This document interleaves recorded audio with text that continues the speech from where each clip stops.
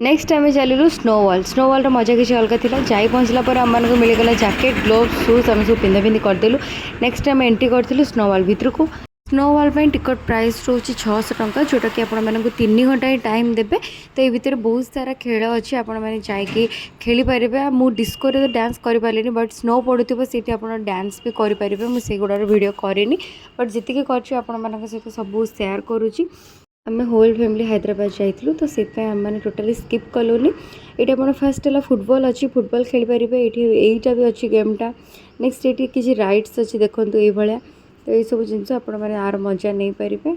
जदि आपण मैंने हैदराबाद आसुँच टोटाली स्किप करेंगे स्नोवॉल निहाती भाव में बुलिकी जी जमी मुझे 3 घंटा कंप्लीट होगला से आमको जो आप आसते से एग्जिट करके कहे बाहर को जातु। नेक्स्ट आम जा शूज जैकेट ग्लोव्स काढ़ी तो एमती थी आम स्नोवॉल जर्नी।